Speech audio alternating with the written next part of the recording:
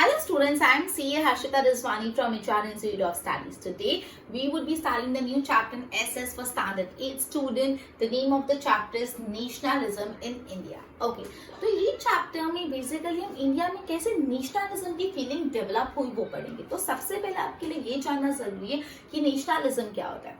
Nation मतलब क्या होता है? अपनी कंट्री. नेशनलिज्म मतलब कंट्री के लिए प्यार. Nationalism that this is my country, ये ब्रिटिश रूल में नहीं रहनी चाहिए, या we would try every effort कि हम उसको फ्रीडम दिला पाए. सो नेशनलिज्म मतलब अपनी कंट्री के प्रति प्रेम, एक भावना. ओके, तो इंडिया में नेशनलिज्म का फीलिंग कैसे डेवलप हुआ, क्या रीजंस थे, कौन कौन रिवॉल्यूशन हुई, इससे वो हम सारी चीजें पढ़ेंगे. ओके, तो पहले मैं इस चैप्टर का इंट्रोडक्शन से स्टार्ट कर रही हूँ. Nationalism means a feeling of pride and belongingness towards our own nation. अगर आप अपने घर में रहते हो तो you proud of it, you belong there. आपको उस घर से बिलोंगिंगनेस फील करती कि ये मेरा घर है, I am proud of it. अगर कोई आपको घर को बोलते यार अच्छा नहीं तेरा घर, तो आप क्या बोलोगे? ऐसा मत बोलो या यू विल गेट ऑफेंडेड ना, because you have a feeling towards your home, you are proud of your, you are proud of your home and you belong there. So उसी तरह जैसे आप अपने घर पे बिलोंग करते हो, वैसे आप अपनी कंट्री पे बिलोंग करते हो, कंट्री को बिलोंग करते हो. तो अपनी कंट्री के लिए प्राइड रखना और अपनी कंट्री के लिए बिलोंगिंगनेस फील करना, उसको बोलते हैं नेशनलिज्म. बहुत सिंपल हो गया. तो जब आपको नेशनलिज्म की डेफिनेशन लर्न करनी है तो उसमें मेन दो वर्ड्स आने चाहिए, प्राइड एंड बिलोंगिंगनेस. ठीक है. सो जब भी आप कोई आंसर या कोई डेफिनेशन लर्न कर रहे हो तो स्टेप 1 आप ये ध्यान रखो इसका मेन पॉइंट कैसे है, कौन सा है. अब आप इसको ऐसा लिख दो कि nationalism means love for your own country. फिर आप क्या बोलोगे? मैम मैंने राइट तो लिखा, आप नहीं तो बोला अपने देश प्रेम होना, देश के प्रति भक्ति होना. बट यहाँ पे we need to use the language, we need to use the words जो specify किए. So whenever you learn, आप समझो, फिर देखो मेन पॉइंट्स क्या है, then you start learning. ठीक है. So सबसे पहले अभी हमने लर्न हो गया होगा नेशनलिज्म क्या है. It is a feeling of pride and belongingness towards one's nation. Okay, the first thing is we have studied the definition of nationalism. तो nationalism मतलब main 2 point, a feeling of pride and belongingness towards your own nation. Okay, further, it is also willingness to sacrifice everything one has for the nation if need arise. अगर जरूरत पड़े तो जो भी कुछ है वो हर चीज को त्याग करने के लिए, हर चीज को सैक्रिफाइस करने के लिए तैयार होते हैं. The factors responsible for the rise of nationalism in India developed notably after the revolt of 1857. I think Sem one last chapter revolt 1857. 1857 revolt जो था, it was a failure, but वो इंडिया के फ्यूचर को shape करने में बहुत responsible था. जब 1857 रिवॉल्ट हुआ, जब आपको याद होगा हमने पढ़ा था कि रिवॉल्ट जो टाइम था उससे पहले चालू हो गया था, प्लानिंग से पहले ही चालू हो गया था. बिकॉज जो मंगल पांडे थे उनको वो एनफील्ड राइफल के बारे में पढ़ने पड़ा था, वो एनफील्ड राइफल यूज नहीं करनी थी, तो उन्होंने प्रीपोन कर लिया था इस चीज को. तो उस वजह से काफी दूसरे रीजंस की वजह से भी revolt was a failure, right. लेकिन ये जब रिवॉल्ट हुआ 1857, उसके बाद नोटेबली इंडिया में नेशनलिज्म की फीलिंग आने लगी. ठीक है. सो कौन से इवेंट के बाद नेशनलिज्म की फीलिंग बढ़ी? 1857 रिवॉल्ट के बाद. ठीक है. The modern concept of nationalism originated in Europe. Europe जो था, यूरोप में बेसिकली नेशनलिज्म का कंसेप्ट ओरिजिनेट हुआ. Various factors such as renaissance, deformation, the American and French Revolution, unification of Italy, Germany played an important role in propagation of nationalism in Europe. अब आपको लग रहा होगा कि हमारे इंडिया में ही ऐसा था कि भाई ब्रिटिशर्स रूल करते थे या तकलीफें थी. नहीं, ऐसा नहीं था. यूरोप में और काफी जगह जर्मनी में प्रॉब्लम्स चल रहे थे. फ्रेंच रिवॉल्यूशन हुआ, अमेरिकन रिवॉल्यूशन हुआ, तो वहां पे भी ये सारी चीजें चल रही थी. तो ये सारी चीजों से यूरोप में नेशनलिज्म की feeling cultivated. British rule in India helped Indians to gather the knowledge of the things happening around the world and change their political, social and religious economic view. मतलब ब्रिटिश रूल के कारण India को पूरे देश में क्या हो रहा है वो जानने का एक मौका मिला, और ये चीजें जान के वो अपना पॉलिटिकल, इकोनॉमिक, सोशल व्यू को बदल पाए. Okay. Various factors fostering the modern nationalism arose in India. The educated and intellectual felt the need for self-rule in our country. It was followed by the feeling of national unity. Okay, तो ये basically just एक introduction था कि nationalism किसको बोलते हैं.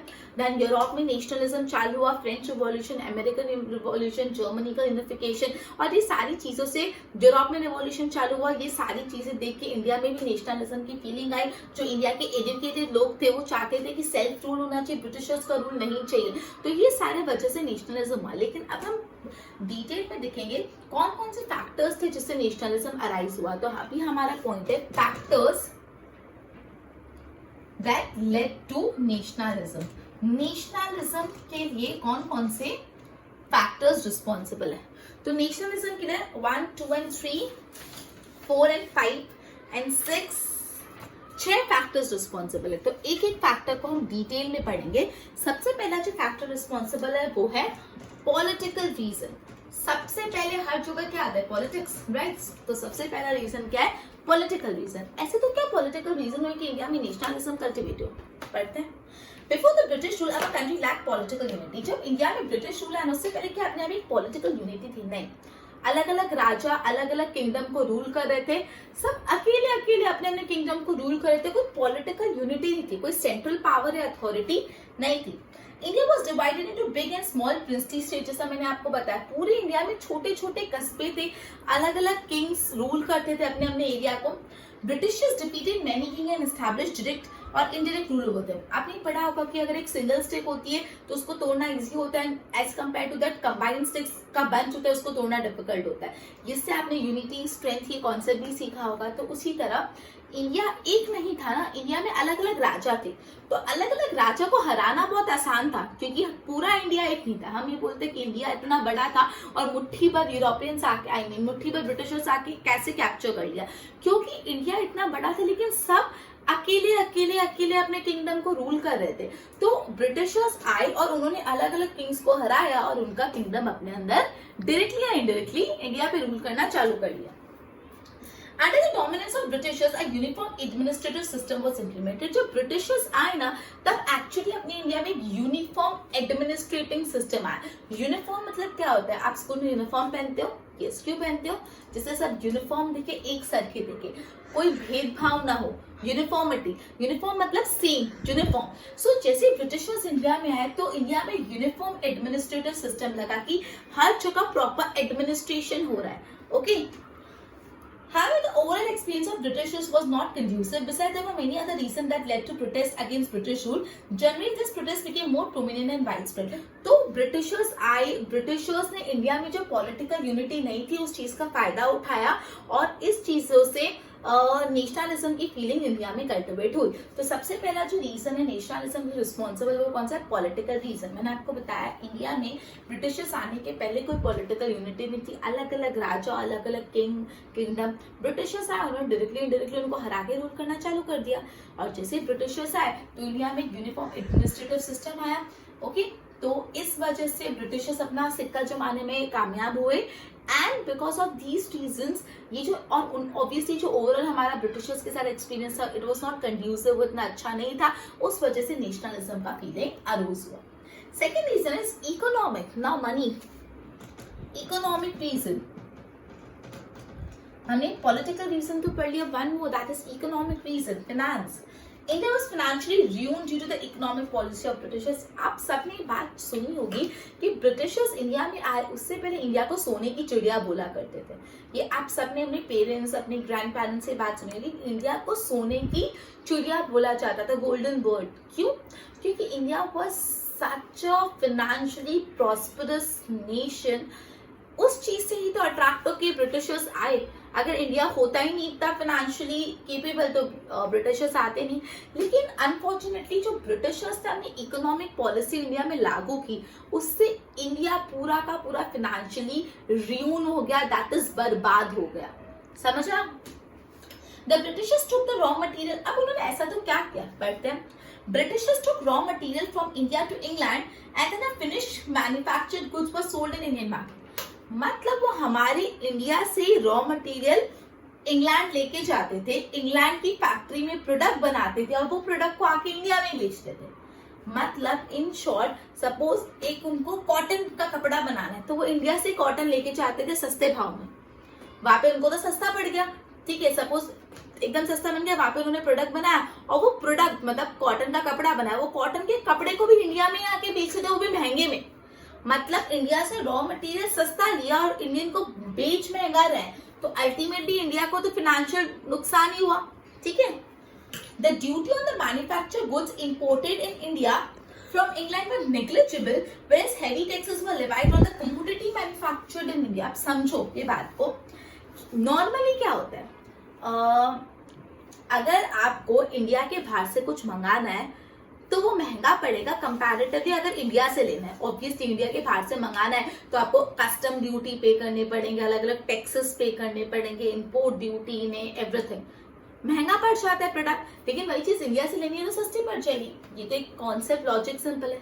लेकिन Britishers ने तो इसका उल्टा ही किया। ब्रिटिशर्स ने क्या किया, जो गुड्स इंग्लैंड से इंपोर्ट हो रहा था उसमें negligible duty, negligible tax, negligible मतलब ना के बराबर, और जो गुड्स इंडिया में बन रहा था उस पर हैवी टैक्सेस। मतलब से फॉर एग्जाम्पल अगर एक कपड़ा है जो इंडिया में भी 100 रुपए का बना और इंग्लैंड में भी 100 रुपए का बना, तो इंग्लैंड वालों को तो उससे 10 रुपए ड्यूटी खाली ऐड करके बोला इंडिया में आपको इंग्लैंड का कपड़ा 110 में मिलेगा, और इसमें ऐड कर ली 70 रुपए टैक्सेस और बोला इंडिया में ही वो कपड़ा आपको 170 रुपए का मिलेगा। मतलब इंडिया से अगर मैं कोई कपड़ा लूं तो 170 रुपए का और वो इंपोर्ट करूं तो 110 रुपए का, तो कोई भी इंसान इंपोर्ट ही करेगा। इससे नुकसान क्या हुआ, अपनी इंडिया की इंडस्ट्री तो पूरी बर्बाद हो गई, अपने को तो फाइनेंशियल नुकसान, अपना बिजनेस कैसे चलेगा, अपना ग्रोथ कैसे होगा। तो उन लोग ने क्या किया, जो इंग्लैंड से गुड्स इंपोर्ट हो रहे थे उसमें नेग्लिजिबल ड्यूटी लगाई, और जो इंडिया में गुड्स मैन्युफैक्चर होते उस पर हाई टैक्स रेट लगाया, ठीक है। Okay, as a result Indian goods became more expensive than imported good. तो जो इंडिया का सामान था वो इंपोर्टेड गुड से ज्यादा महंगा हो गया, एक्सपेंसिव हो गया। In this cutthroat competition, the handicraft and cottage industry could not sustain itself। अब बेचारे जो छोटी छोटी कॉटेज इंडस्ट्रीज है, जो घर में छोटे छोटे बिजनेसेस करते हैं, वो तो सस्टेन ही नहीं करता है कॉम्पिटिशन को। मेनी आर्टिशन बिकेम एम्प्लॉयड, जो आर्टिशन थे, जो अपने इंडिया के मेन थे, वो अनएम्प्लॉयड हो गए। Soon Indian realized that it was British policy to prosper England at the cost of Indian economy। लेकिन इतना सब होने के बाद इंडियंस को रियलाइज हुआ कि ब्रिटिश इंडिया को खाली करके इंग्लैंड को भरना चाहते हैं। मतलब they want to prosper England at the cost of India. उनको इंग्लैंड को अमीर बनाना है, इंडिया को गरीब बना के, समझा। और इससे लोगों में नेशनलिज्म की फीलिंग फोस्टर हुई, मतलब कल्टिवेट हुई। तो सेकंड रीजन आपको समझ आया, इकोनॉमिक रीजन। इकोनॉमिक रीजन ये था कि जो ब्रिटिशर्स की इकोनॉमिक पॉलिसी थी उससे इंडिया फाइनेंशियली बहुत ज्यादा र्यून्ड हो गया था। वो लोग क्या करते थे, रॉ मटेरियल इंडिया से लेके जाते थे इंग्लैंड में प्रोडक्ट बनाते थे और इंडिया में बेचते थे। अब वो लोग क्या करते थे, जो प्रोडक्ट इंग्लैंड से इंपोर्ट करोगे उस पर नेग्लिजिबल ड्यूटी, और जो इंडिया में बनेगा उस पर हाई रेट ऑफ टैक्स। तो obviously Indian goods imported goods से ज्यादा एक्सपेंसिव हो गया। इस वजह से अपना इंडिया का मार्केट पूरा क्रैश हो गया। जो स्मॉल कॉटेज इंडस्ट्री थी वो तो कंपटीशन में सर्वाइव ही नहीं कर पाए, अपने आर्टिशन एकदम अनएम्प्लॉयड हो गए। और तब जाके इंडियंस को रियलाइज हुआ, अच्छा ये लोग इंग्लैंड को प्रॉस्पर करना चाहते हैं at the cost of India, and इससे नेशनलिज्म की फीलिंग फोस्टर हुई, ठीक है। अभी तक हमने 2 रीजंस पढ़े for the feeling of nationalism. सबसे पहला अपन ने पॉलिटिकल रीजन पढ़ा, फिर economic reason. Now third is transport and telecommunication. इसने कैसे कंट्रीब्यूट किया in feeling of nationalism. Transport and telecommunication। Okay, the railway, the telegraph, post, land and waterway were developed in India by Britisher। अब आपने सबने पढ़ा होगा कि India में जो रेलवे था वो भी ब्रिटिशर्स ने बनाया था। आपने काफी मूवीज भी देखी होगी, उसमें देखा होगा जो पहली रेल लाइन थी, रेलवे पूरा ब्रिटिशर्स ने बनाया। जो इंडिया में पोस्ट सिस्टम है, टेलीग्राफ सिस्टम है, वो सब ब्रिटिशर्स ने बनाया है। लेकिन ये हमारे लिए नहीं बनाया, ये उनके मिलिट्री, उनके पॉलिटिकल, उनके इकोनॉमिक रीजन से बनाया। Have it turned out to be a boon in disguise for the Indian। लेकिन ये उन्होंने करा खुद के लिए, लेकिन ये इंडियन के लिए एक ब्लेसिंग मानी गई, एक boon in disguise. Boon in disguise मतलब सपोज मैं तुम्हारा भला नहीं करना चाहती लेकिन इनडायरेक्टली तुम्हारा उससे भला हो रहा है, समझ आया? तो बून इन डिस्गाइज मतलब बून मतलब अच्छी बात, इन डिस्गाइज मतलब छुपा हुआ, तो छुपे हुए ब्लेसिंग थी। मतलब इंडिया में जो पोस्ट, टेलीग्राम ये सब डेवलप हुआ, रेलवे, ये ब्रिटिशर्स ने इंडियंस के लिए नहीं किया था, खुद के लिए किया था, लेकिन ये इंडियन को बहुत ज्यादा फायदेमंद हुआ। कैसे? People come closer to one another due to development of these facilities. लोग एक दूसरे से नजदीक आ गए। Mobility of intellectual, artist, business class, वो मोबाइल होने लगे, वो एक दूसरे से थॉट्स एक्सचेंज करने लगे, लेटर्स देखने लगे, पोस्ट, रेलवे के थ्रू इधर उधर जाने लगे। Discrimination of caste, community and religion became lesser due to increased communication. National leader कुछ communicate their thought and plan to large number of people. जो नेशनल लीडर्स थे वो अपने प्लान को काफी लोगों तक पहुंचा सकते थे। Leadership was build eight national level instead of regional level. पहले क्या होता था, लीडरशिप तो होती थी लेकिन एक रीजन तक, एक किंगडम तक ही, लेकिन अब लीडरशिप कौन से लेवल पे पहुंच गई, नेशनल लेवल पे, दैट इज पूरी कंट्री लेवल पे, ठीक है। और इससे बहुत ज्यादा कंट्रीब्यूशन हुआ नेशनलिज्म की फीलिंग में। तो थर्ड ट्रांसपोर्टेशन कम्युनिकेशन, इसका मैंने आपको बताया ब्रिटिशर्स ने रेलवे, टेलीग्राम, पोस्ट से खुद के लिए किया, लेकिन अपने लिए क्या हुआ, बून इन डिस्गाइज, मतलब ये अपन को फायदा दे गया, और इस वजह से लोग ज्यादा क्लोज आए, उन्होंने अपने थॉट्स एक्सचेंज करे और नेशनलिज्म कल्टिवेट हुआ। Fourth point is literature and education. Fourth point is literature and education. Okay, चल अब बढ़ते लिटरेचर एंड एजुकेशन ने कैसे कंट्रीब्यूट किया। Education in Indian language paved way for rise of nationalism. जैसे इंग्लिश लैंग्वेज में education impart होने लगी तो उससे नेशनलिज्म को बहुत ज्यादा तेजी मिली। The doors of Western ideas of nationalism opened due to English education. Most of the literature in the world was available in English. The people of our country learned English language and became familiar with the recent trends in the world. अब obviously world का जितना भी literature था वो English language में था। Indians को English इतनी अच्छे से आती नहीं थी तो उनको पता ही नहीं होता था कि देश और दुनिया में क्या चल रहा है। लेकिन जैसे Indians ने English सीखी और वो पूरा English literature पढ़ने लगे तो उनको पता चला अच्छा पूरे वर्ल्ड में क्या क्या हो रहा है, अच्छा यूरोप में ये चल रहा है, फ्रेंच रिवॉल्यूशन चल रहा है, जर्मनी का यूनिफिकेशन हो रहा है, यहाँ पे ये हो रहा है, साउथ अफ्रीका में ये हो रहा है, ये सारी चीजें उनको जानने को मिली क्योंकि उन्होंने इंग्लिश की पढ़ाई कर ली थी, ठीक है। Okay, the people of our country, okay. Thus we were inspired by the idea of democracy, liberty, equality, fraternity from the American War of Independence, French Revolution. तो हमको कहाँ से पता चला ये बड़े बड़े word, independence, sovereignty, then democracy, ये इक्वालिटी, ये सारे वर्ड हम लोगों को वर्ल्ड से सीखने को मिले। जब इंडियंस ने इंग्लिश एजुकेशन ली और इंग्लिश लिटरेचर पढ़ा तो वर्ल्ड में जो जो चीजें आ रही है वो सीखे और वो आइडियाज उन्होंने इंडिया में इनकॉर्पोरेट की। समझा? People develop self-confidence, recognition the power of unity and begin dreaming about a bright future of independent India. अलग अलग नॉवेल्स लिखे गए, एक्ट लिखे गए, सॉन्ग्स, पोयम, ये सब लिखे गए। The written literature spread a message of nationalism and unity. मतलब अलग अलग गाने लिखे जाते थे जिसमें देशभक्ति होती थी, अलग अलग प्लेस करे जाते थे देशभक्ति के।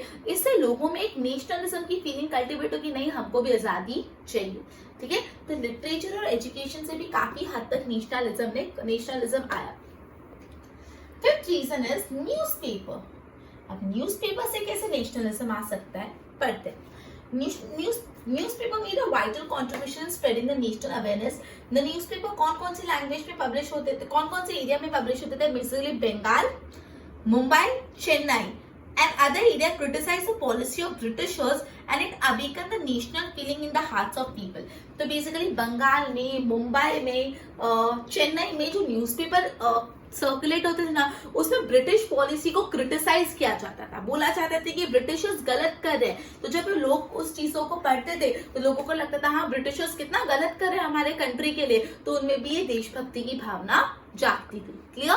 So fifth is newspaper and sixth one is magnificent and rich heritage of India. Magnificent and rich heritage of India. Ancient archaeologist Alexander Cunningham, ठीक है, एक आर्कियोलॉजिस्ट की बात की जिनका नाम है Alexander Cunningham, and his assistant और उनके असिस्टेंट उन्होंने excavated many sites of ancient civilization in Indus Valley. मतलब जो इंडस वैली सिविलाइजेशन है उनकी काफी पुरानी चीजें उन्होंने खोदी और काफी अलग अलग चीजें डिस्कवर की। किसने? Alexander Cunningham and उनके असिस्टेंट ने। They discover many archaeological remains depicting such rich heritage of India like Rai Bahadur, Dayaram Sahani, Madhu Swarup Vats, Sakal Das Banerjee continued this excavation to unearth the remains of mystical civilization. तो basically जब ये extraction हो रहा था तब हमको पता चला कि अपना कल्चर, अपना हेरिटेज कितना रिच है. The scholars from the West, in the collaboration with the Indian scholar, tried to find a lot about Indian culture. Ancient Indian books on medical science, astrophysics, diplomacy, spirituality were translated into English and became known to the people of India and world. मतलब हमको जब हमने excavation किया ना तो काफी books मिली science पे, astrophysics पे, डिप्लोमा में, स्पिरिचुअलिटी पे, और ये सारी बुक्स को इंग्लिश में ट्रांसलेट करके पूरे वर्ल्ड में सर्कुलेट करा गया. A detailed research on literature and cultural heritage, मतलब जब हमने इंडिया के कल्चर के बारे में डिटेल्ड रिसर्च की और अपन को पता चला कि अपना इंडिया कितना रिच है इस कल्चरल हेरिटेज, तब जाके लोगों में नेशनलिज्म की फीलिंग डेवलप हुई. ठीक है, जब पता ही नहीं था कि हमारा इंडिया रिच है तो कौन सा नेशनलिज्म, लेकिन जब पता चला कि हमारा इंडियन कल्चर इतना रिच है, उसकी हेरिटेज इतनी रिच है, तो जाके नेशनलिज्म की फीलिंग कंट्रीब्यूट हुई. ठीक है, ओके. तो यहाँ पे लिखा है French western scholar such as Max Muller, Wilson, Ferguson और दूसरे इंडियन स्कॉलर थे राजेंद्रलाल मित्रा, रामकृष्ण. उन्होंने अलग अलग आर्टिकल्स लिखे जिससे लोगों को वेदास के बारे में, उपनिषद के बारे में, रामायण के बारे में, महाभारत के बारे में, भगवत गीता के बारे में, स्मृति पुराण के बारे में पता चले. ओके, तो ये अपना टॉपिक में दो टॉपिक अपन ने पढ़े. नेशनलिज्म होता क्या है? It is a feeling of pride and belongingness towards one's nation. और हमने फैक्टर्स पढ़े जिस वजह से लोगों में नेशनलिज्म कल्टिवेट हुआ. 6 फैक्टर्स थे. सबसे पहला फैक्टर था पॉलिटिकल रीजन, फिर इकोनॉमिक रीजन, फिर ट्रांसपोर्टेशन एंड कम्युनिकेशन, फिर English literature and education, after that newspaper and last में magnificent and rich heritage of India. Okay, एक बार इसको गो थ्रू करो. ओके, अपना नेक्स्ट टॉपिक है establishment of INC. INC stands for Indian National Congress. तो ये जो कांग्रेस, इंडियन नेशनल कांग्रेस है, कहाँ, कितने पुराने हैं, क्या क्या चीजें हुई थी, वो सारी बातें हम पढ़ेंगे. So now our next topic is all about INC, that is Indian National Congress.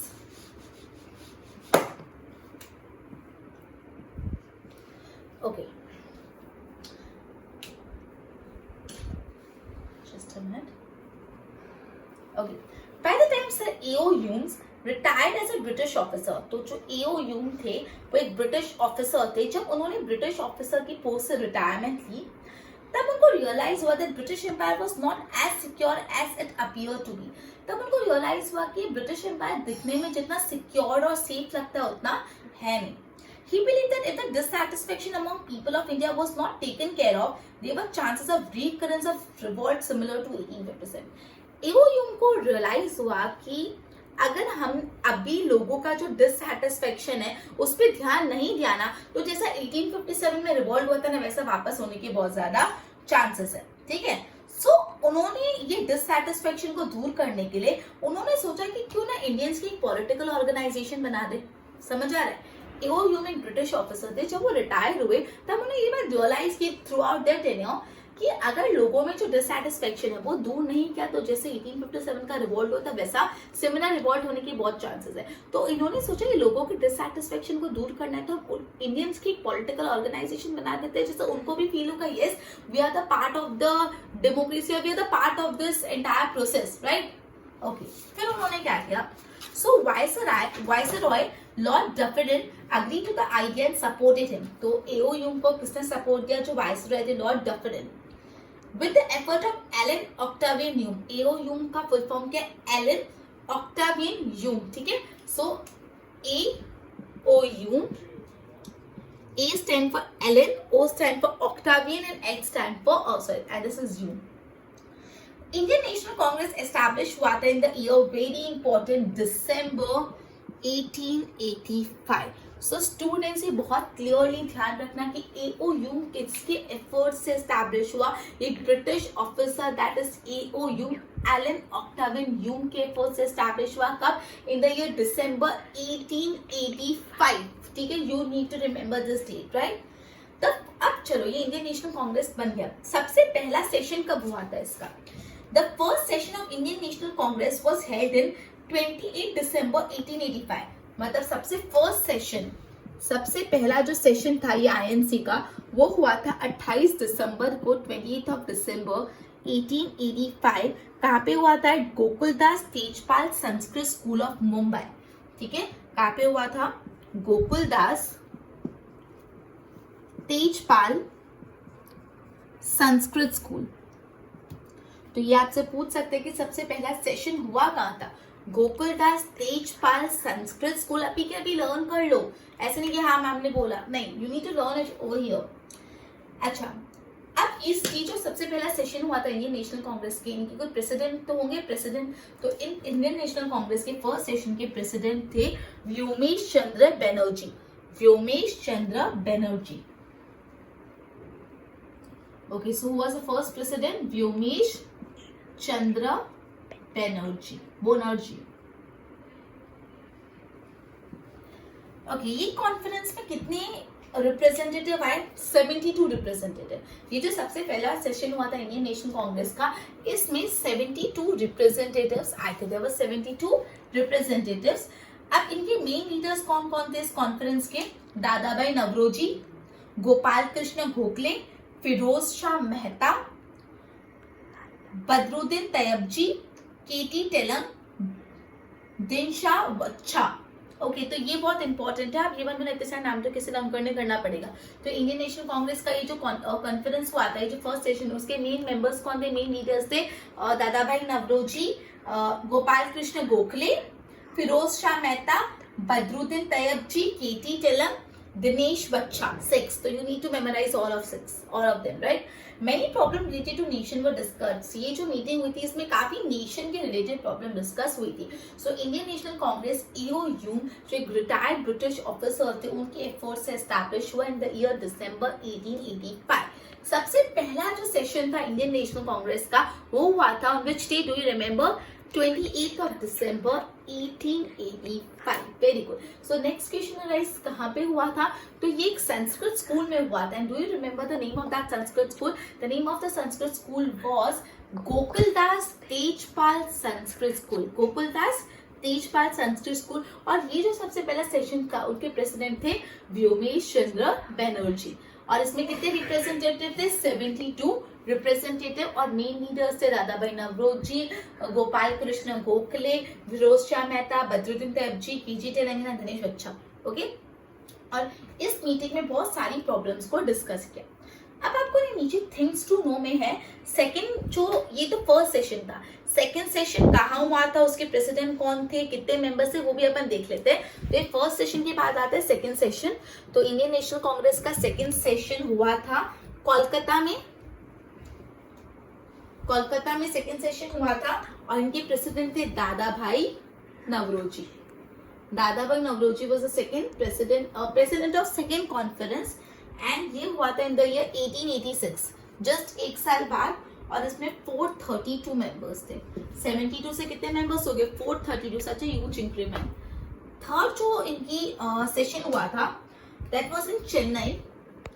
Third session was in Chennai. और इनके जो प्रेसिडेंट थे वो थे बदरुद्दीन तैयबजी। अब ये कब हुआ था? 1887 में। And there were 607 member. तो सबसे पहला सेशन हुआ था मुंबई में, that is Gokuldas Tejpal Sanskrit school. Womesh Chandra Bonnerjee उनके प्रेसिडेंट थे और 1885 में हुआ था। सेकंड हुआ था कोलकाता में, उनके प्रेसिडेंट थे दादाभाई नवरोजी 1886 में। थर्ड हुआ था चेन्नई में, उनके प्रेसिडेंट थे बदरुद्दीन तैयबजी इन द 1887 और 607 रिप्रेजेंटेटिव थे। पहले 72, फिर 432 and then 607। Okay, so basically आज हमने चैप्टर स्टार्ट किया which was nationalism in India. ये चैप्टर में हमने काफी इंट्रोडक्शन अच्छे से पढ़ा, फिर हमने पढ़ा का कौन कौन से रीजन से जो नेशनलिज्म के रिस्पॉन्सिबल है, फिर इंडियन नेशनल कांग्रेस का एक ओवरव्यू लिया। So we will be ending our session, but before ending our session, I would like to ask you some questions, okay, so that you get a better understanding of entire chapter. First one,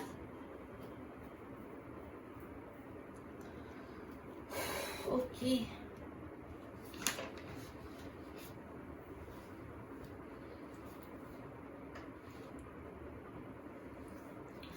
Ancient archaeologists Dash and his assistant excavated many sites of ancient civilization in Indus Valley.